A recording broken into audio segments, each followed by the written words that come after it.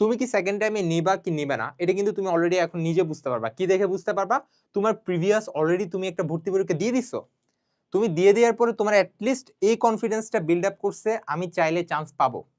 এটা তোমার মাথায় আসছে না যে আমার এই জায়গায় ভুল হয়েছে, আমার কোন জায়গায় ভুল হয়েছে, তোমার কোন জায়গায় ভুল হয়েছে সেটা কিন্তু তোমার চেয়ে বেটার আর কেউ জানে না, তাই না? সো তোমাকে আগে কি করতে হবে? তোমাকে আগে ডিসিশন ফিক্স করতে হবে। ভাই তোমার এপ্রিল হয়ে যাচ্ছে, এপ্রিল অলমোস্ট শেষ। তোমার মতো যারা সেকেন্ড টাইম প্রিপারেশন নিবে, তোমার মতো যারা সেকেন্ড টাইম মেডিকেল ভর্তি পরীক্ষা দিতে ইচ্ছুক, তারা অলরেডি বিভিন্ন জায়গায় ভর্তি হয়ে গেছে। তারা অলরেডি বাসায় ঠিক আগের মতো পড়াশোনা শুরু করছে যখন তারা অ্যাডমিশনে পড়তো।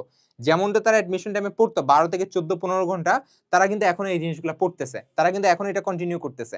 তাহলে তোমার প্রথমত যেটা করতে হবে সেটা হচ্ছে আমাদের ভাই আগে আমাদের ডিসিশনটা ফিক্স করতে হবে, ঠিক আছে? তাহলে তোমাদের সবার প্রতি সাজেশন থাকবে, তোমরা আগে ডিসিশনটা কষ্ট করে ফিক্স করে ফেলো। তোমার আব্বু অনেক কিছু বলবে, আম্মু অনেক কিছু বলবে, তাই না?